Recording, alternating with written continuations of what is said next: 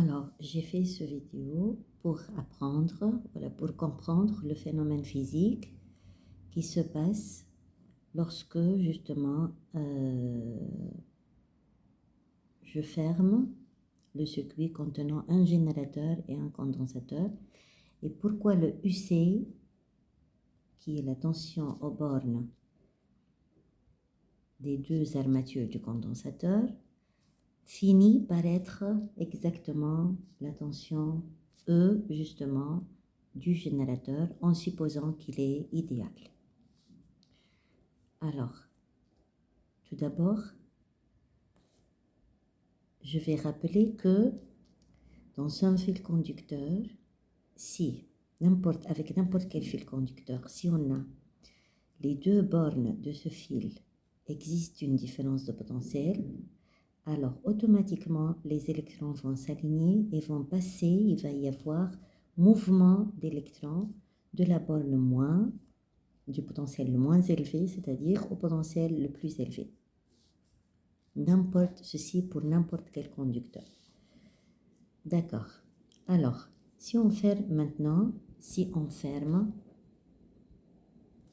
l'interrupteur K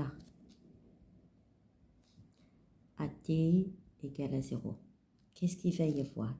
Alors, les deux, ici, il y a un isolant.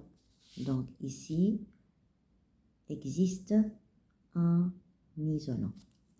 Donc, et les deux bornes, ces deux bornes, de la borne positive du générateur vers l'armature jusqu'à l'armature A et de la borne négative du générateur jusqu'à l'armature B, on a deux fils conducteurs indépendants. Le fait, je ferme l'interrupteur K, donc il va y avoir, d'après ce qu'on vient de dire, ici il y a un conducteur, dont le potentiel, on peut le noter 0, et ça c'est avec un signe moins, c'est-à-dire le moins élevé par rapport à 0, puisque c'est négatif, et ici c'est le potentiel 0, si on veut dire, donc c'est-à-dire entre les bornes de ce fil conducteur existe une différence de potentiel. Qu'est-ce qu'il va y avoir? Il va y avoir circulation des électrons de la borne négative du générateur vers l'armature notée B. Et il va y avoir accumulation des électrons sur l'armature B. On a vu en première année que les conducteurs peuvent justement s'électriser par influence, c'est-à-dire ici il y a un isolant, donc les électrons, l'excès d'électrons, les électrons de l'armature B ne vont pas sauter. Pourquoi? Parce qu'il y a un isolant. Ça, c'est très important. Donc, par contre, qu'est-ce qu'il va y avoir? Alors, on va dire que l'armature A, qui est un conducteur aussi, les électrons de l'armature A vont être gênés, donc les électrons de l'armature. Ceci est très important pour comprendre le phénomène physique. L'armature A vont être gênés par influence et vont quitter celle-ci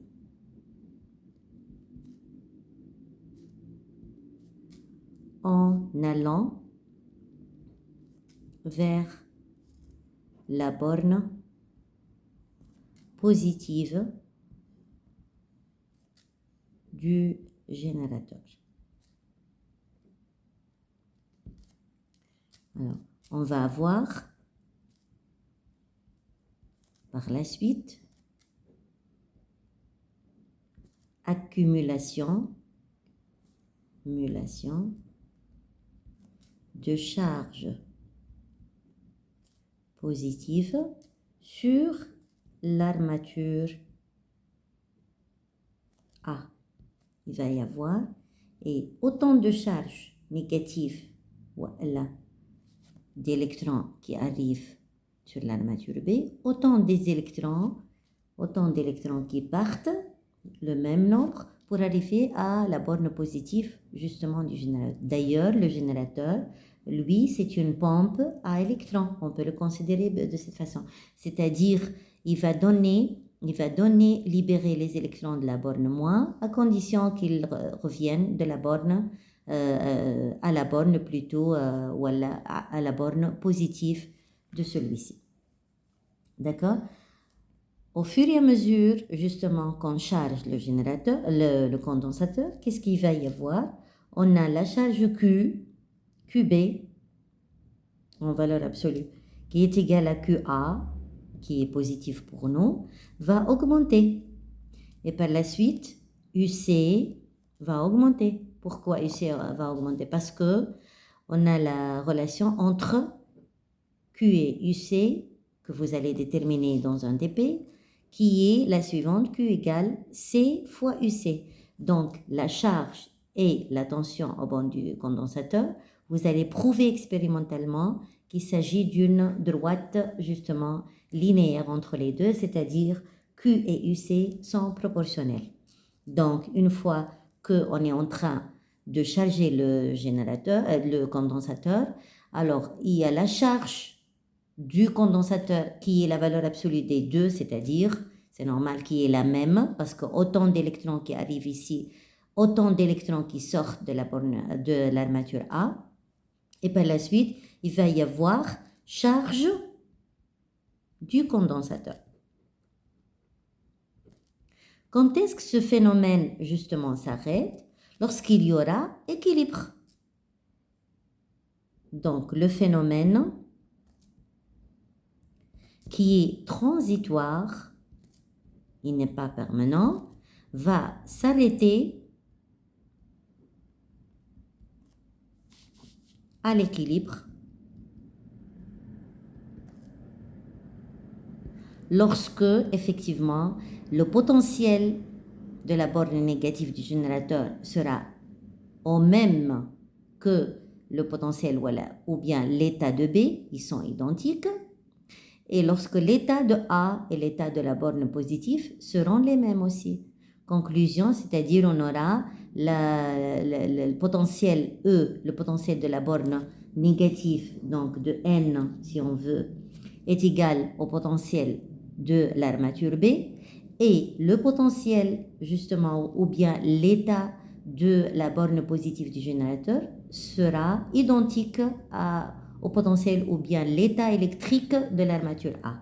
Et on peut, dans ce cas, justement, appliquer la loi d'Émaille, qui est la chose suivante. Alors, justement, c'est quoi la loi d'Émaille dans ce cas? Ça va être UG en convention générateur. Et puisqu'on aura les électrons qui circulent de cette façon-là, on peut définir un courant qui est le sens contraire, qui sort de la borne positive du générateur, allant vers l'armature A, et qui se dirige de l'armature B vers la borne négative, justement, du générateur. Alors, effectivement, la loi en convention récepteur, le condensateur, c'est un dipôle récepteur. On utilise la convention récepteur par convention.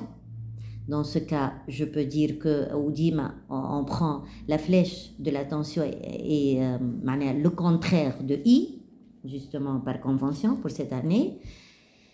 Et on aura, justement, en écrivant la loi d'Émaille, en allant d'un point, en faisant un tour complet et en y revenant. Alors, j'écris que la loi d'Émaille me donne, à l'équilibre, on a E qui est UG, en supposant que le générateur est idéal, moins UC égale à 0, c'est-à-dire à la fin de la charge ou bien à l'équilibre, UC tend vers E. On va voir que alors, ce n'est autre qu'une limite, c'est-à-dire il faut avoir beaucoup de temps pour un temps infini pour que IC, justement, tend vers E, devient à E. C'est-à-dire, c'est mathématique, on ne peut pas arriver. Alors, ça va rester toujours, effectivement, UC en fonction de T. C'est une courbe en exponentielle. Vous allez montrer, justement, que la solution de l'équation différentielle, ce n'est autre que de la forme UC égale A plus B exponentielle alpha t d'une façon générale.